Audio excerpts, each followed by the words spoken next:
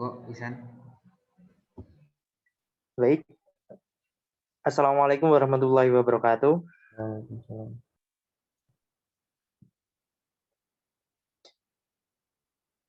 Selamat sore. Kami dari kelompok 4 tugas biologi ingin mempresentasikan mengenai hormon.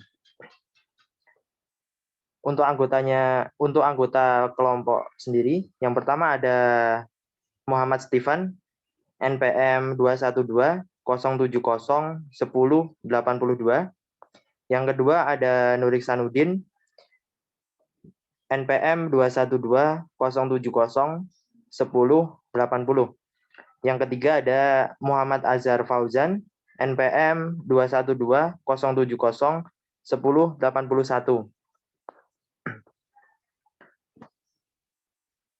Mungkin langsung saja untuk presentasi kepada Saudara Muhammad Stefan. Waktu dan layar kami persilahkan. Oke, terima kasih Saudara Isan. Bismillah, saya langsung masuki materi presentasi. Di sini udah ada daftar pustaka. Yang pertama pengertian hormon, yang kedua perbedaan sistem saraf dan sistem hormon, yang ketiga kelenjar yang menghasilkan hormon, yang keempat jenis-jenis hormon dan kelenjar dari masing-masing kelenjar. Pengertian hormon. Hormon adalah zat kimia yang disekresi dalam cairan tubuh oleh suatu sel dan menimbulkan efek pengaturan fisiologis pada sel-sel lain. Hormon juga disekresi oleh kelenjar endokrin spesifik dan ditransport dalam darah. Next. Perbedaan sistem saraf dan sistem hormon. Yang pertama sistem saraf, yaitu beraksi lebih cepat, pengaturannya lewat serabut saraf, sekresi jangka pendek, komunikasi melalui sistem sirkulasi. Yang kedua, sistem hormon, yaitu bersifat lambat, pengaturan melalui pembuluh darah, sekresi jangka panjang, berkomunikasi antar neutron melalui sinapsi. Kelenjar yang menghasilkan hormon. Pertama, kelenjar pituitari. Yang kedua, kelenjar hipotalamus. Yang ketiga, kelenjar adrenal. Yang keempat, kelenjar tiroid. Yang kelima, kelenjar paratiroid. Yang keenam, kelenjar timus. Next.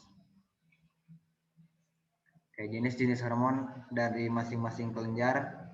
Pertama, kelenjar pituitari yang sudah saya sebutkan tadi atau hipofisis.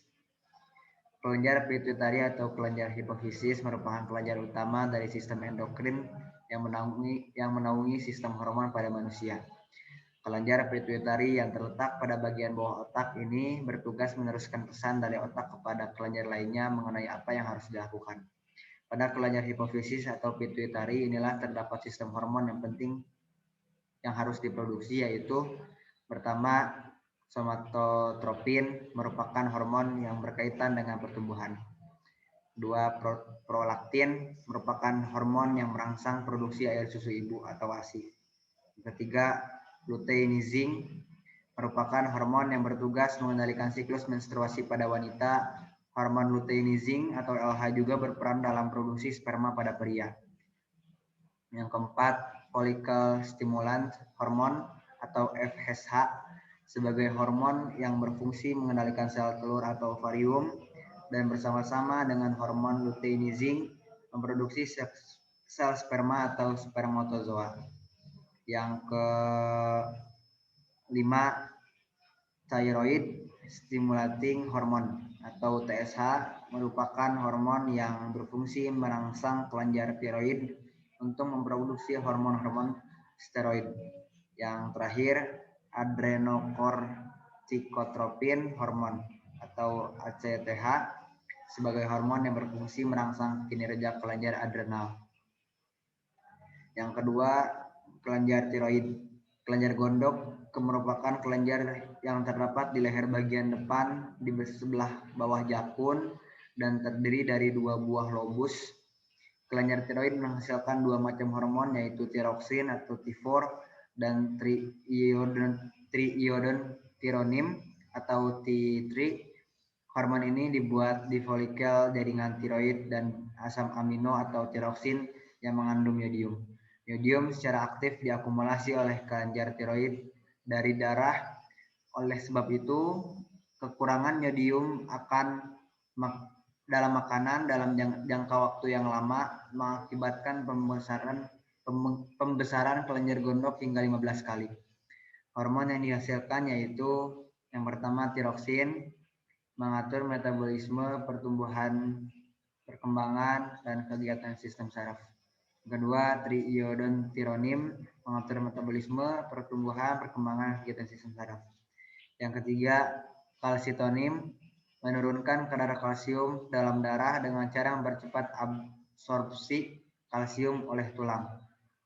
Kelenjar paratiroid atau kelenjar anak gondok, setelah di setiap sisi kelenjar tiroid yang terdapat di dalam leher, kelenjar ini berjumlah 4 buah yang bersusun berpasangan yang menghasilkan hormon pada tiroksin. Masing-masing melekat pada bagian belakang kelenjar tiroid.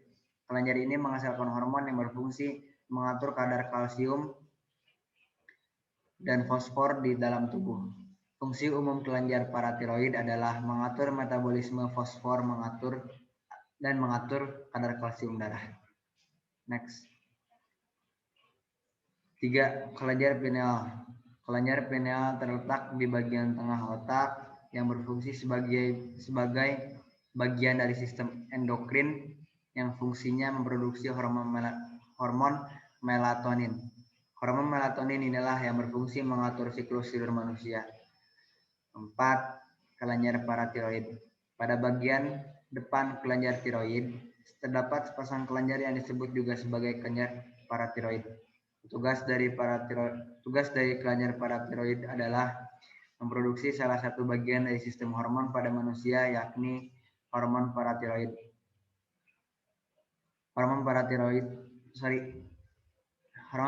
merupakan jenis hormon yang berfungsi untuk mengendalikan jumlah kalsium di dalam darah. Tak hanya itu, hormon ini juga memiliki tugas pembantu pelepasan dan penyerapan kalsium tulang. Demikian presentasi yang saya sampaikan, barangkali ada yang ingin bertanya.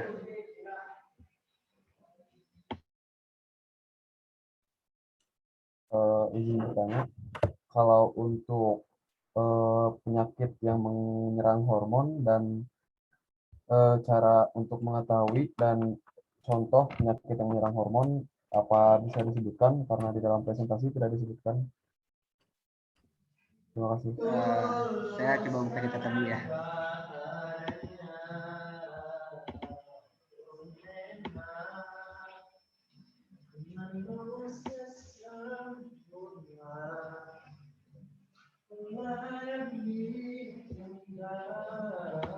Untuk penyakit yang mungkin terjadi akibat gangguan hormon, itu sebenarnya ada banyak. Salah satunya yaitu sindrom Cushing. Kondisi ini terjadi karena kelenjar pituitari terlalu aktif sehingga menyebabkan tubuh terlalu banyak menghasilkan hormon kortisol. Sindrom Cushing bisa disebabkan oleh efek samping obat kortikosteroid, dosis tinggi atau jangka pendek, faktor genetik, hingga tumor pada kelenjar pituitari atau kelenjar adrenal. Dan untuk langkah pemeriksaan dan penanganan gangguan hormon, yaitu gangguan hormon merupakan masalah kesehatan yang perlu diperiksa dan ditangani oleh dokter yang ahli. Untuk mendeteksi gangguan hormon, dokter perlu melakukan serangkaian pemeriksaan yang terdiri dari pemeriksaan fisik dan pemeriksaan penunjang seperti tes darah, tes urin, dan pemeriksaan radiologi seperti ronsen, CT scan, USG, atau MRI. Setelah jenis hormon yang bermasalah dan penyebabnya teridentifikasi, dokter akan memberikan pengobatan sesuai dengan jenis gangguan hormon yang dialami penderita. Misalnya pada kasus hipertiroidisme, dokter dapat memberikan obat-obat untuk mengurangi jumlah hormon tiroid, radioterapi, atau operasi tiroid. Sementara itu, jika gangguan hormon disebabkan oleh tumor, dokter dapat melakukan operasi untuk mengangkat tumor tersebut. Gangguan hormon tidak boleh dianggap remeh. Jika Anda mengalami gejala-gejala gangguan hormon, sebaiknya segera konsultasikan ke dokter untuk mendapatkan penanganan yang tepat. Demikian mungkin bisa menjawab atas pertanyaan Saudara Azhar. Baik, cukup sangat menjawab, Saudara Stefan. Kalau untuk kasus yang sekarang mayoritas sering terjadi pada anak muda yang mengklaim bahwa dirinya itu menderita atau berpenyakit hormon, yang mengklaim bahwa dirinya itu berpenyakit hormon padahal belum dicek ke ahlinya, itu berarti salah ya, harusnya dicek dulu. Ya betul. Jadi untuk gangguan hormon ini bisa dikatakan kan fatal. Maksudnya fatal di sini itu ialah kita tidak bisa asal mengklaim bahwa mereka ini atau dia itu penyakit gangguan hormon, karena gangguan hormon kan seperti yang saya sudah jelaskan bahwa memang perlu diperiksa dan ditangani oleh dokter yang ahli gitu. Bukan sembarang, benar-benar ahli dalam bidang hormon gitu. Baik, Saudara Stefan, mungkin cukup pertanyaan dari saya. Terima kasih. Oke, terima kasih atas pertanyaannya. Demikian yang dapat saya sampaikan. Terima kasih. Saya kembalikan lagi ke moderator. Oke, mungkin cukup sekian presentasi dari kelompok kami mengenai hormon. Semoga presentasi dari kelompok kami bisa ditangkap dengan jelas dan mudah dipahami. Jika ada salah kata atau kekurangan dari kelompok kami, mohon maaf sebesar-besarnya. Cukup sekian. Wassalamualaikum warahmatullahi wabarakatuh.